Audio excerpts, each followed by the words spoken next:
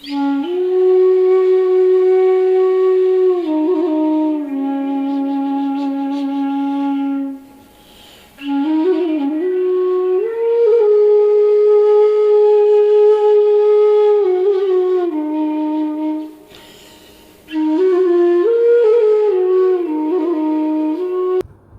শ্রদ্ধা ও প্রণাম, ছোটদের স্নেহ ভালোবাসা জানিয়ে আজকে একটি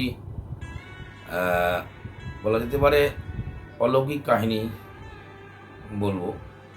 ঠাকুরের জীবনে, তার এই লৌকিক জীবনে এত এত অত্যাশ্চর্য ঘটনা ঘটেছে,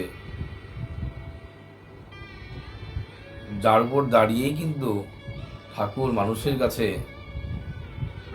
ভগবান বলে প্রসিদ্ধি লাভ করেছেন। যদিও ঠাকুর আমাদের জীবনে সব কিছুর মধ্যেই বাস্তবতাকেই তুলে ধরেছেন, তবুও তার এই জীবনে এমন অনেক কিছু ঘটেছে যার সহজভাবে বাস্তবতাকে ছাড়িয়ে যায়। এগুলোকেই সাধারণত অলৌকিক কাহিনী আমরা বলতে পারি, যদিও ঠাকুর বলেছেন অলৌকিক বলে কিছু হয় না, সব কিছুর মধ্যে বিজ্ঞান রয়েছে। তো যাই হোক, এরকম একটি কাহিনী বলছি, কী করে একটি মৃতপ্রায় রোগী ঠাকুরের দয়ায় ভালো হয়ে গেল। তো অবিভক্ত বাংলার নদিয়া জেলার কুষ্টিয়া মহকুমার অন্তর্গত যোধপাড়া পোস্ট অফিসের আমলাবাড়ি গ্রামের ললিত মোহন বসু মহাশয়ের বাড়িতে কীর্তন হচ্ছিল। অনেক ভক্ত সমাগম হয়েছে, কীর্তন চলছে। সেখানে শ্রী শ্রী ঠাকুরও সেই কীর্তনের আসরের মধ্যমণি বলা যায়। একটু একটু বৃষ্টি পড়ছে, বর্ষাকাল, উঠোন কাদা হয়ে গেছে, তুমুল কীর্তন চলছে। সেই কীর্তনের যে অপূর্ব মাধুরী যারা দেখেছেন তারা সবাই আনন্দে বিগলিত হয়ে উঠছেন।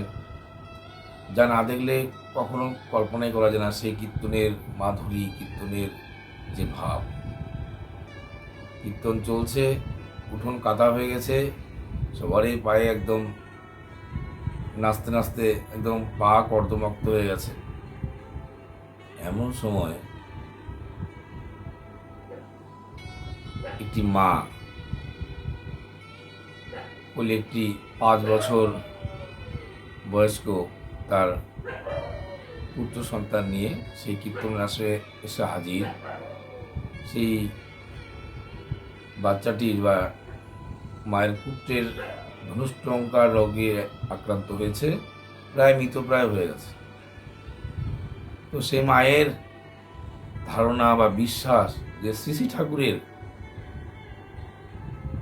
পায়ে যে কাদা লেগে আছে সেই কাদা তার পুত্রের কপালে যদি একটু লেপন করে দেওয়া যায় তো তার পুত্র ভালো হয়ে যাবে। বিশ্বাস যুক্তিতর্কের পার, বিশ্বাসে গভীর বিশ্বাসের সবই হয়। তো যাই হোক, তো সবাই ভক্তরা মাকে বলছেন কী ব্যাপার এই বৃষ্টির মধ্যে, তো বাচ্চাটা এমনিতেই অসুস্থ, যান যান যান যান।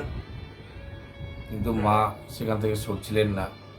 ঠাকুরের সুযোগ খুঁজলেন ঠাকুরের পায়ের থেকে কাদা নিয়ে ওই বাচ্চাকে লেপন করে দেবে।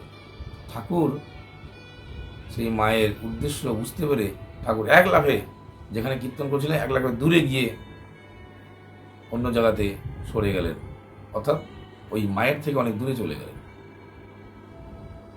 অর্থাৎ ঠাকুর এগুলো করতেন না, তার পদধূলি দেওয়া অমুক তুমি এগুলো পছন্দ করতেন না। তো মা, ওই মাটি তখনও আছে, তার বিশ্বাস অটল। একজন ভক্ত ইঙ্গিত করলেন যে ঠাকুর পূর্বে খানিক পূর্বে যেখানে দাঁড়িয়ে কীর্তন করছিলেন, সেই ঠাকুরের দাঁড়ানোর সেই জায়গাটা থেকে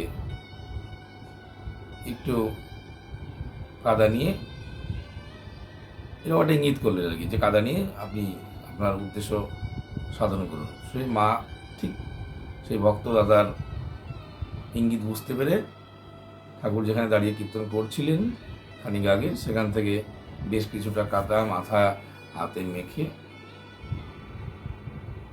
সেই শিশুটির, অসুস্থ মৃতপ্রায় শিশুটির কপালে লেপন করে দিলেন।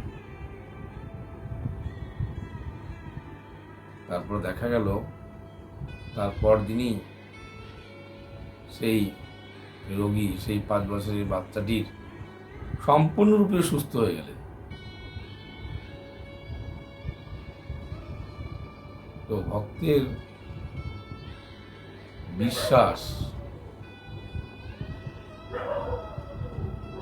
যদি গভীর হয়, যদি অটল হয়, তো অনেক কিছুই সম্ভব। প্রভু যীশু খ্রিস্টের ক্ষেত্রে এরকম হয়েছিল। একজন অন্ধ মানুষ প্রভু যীশুকে জড়িয়ে ধরেছে। তারপর যা হয়েছিল যে তার দৃষ্টি ফিরে পেয়েছিল সে। তখন তিনি বলছেন, প্রভু আপনার দয়া আমার দৃষ্টি ফিরে পেয়েছি, আমি আজ দেখতে পাই। প্রভু যীশু বলেছিলেন, দয়া আমার নয়, তোমার ভক্তি বিশ্বাসেই এটা সম্ভব হয়েছে। সেজন্য ঠাকুর সত্যানুসরণ বইয়ে বলেছেন, গভীর বিশ্বাসে সবই হতে পারে, সাবধান, অহংকার, অধৈর্য ও বিরক্তি যাতে না আসে, যা চাও তাই পাবে। বিশ্বাস ক্ষেত্র বড়ই উর্বর, অবিশ্বাস ক্ষেত্র দুর্দশা ও দুর্গতির রাজত্ব। তাই আমাদের বিশ্বাসকে পাকা করাটাই হচ্ছে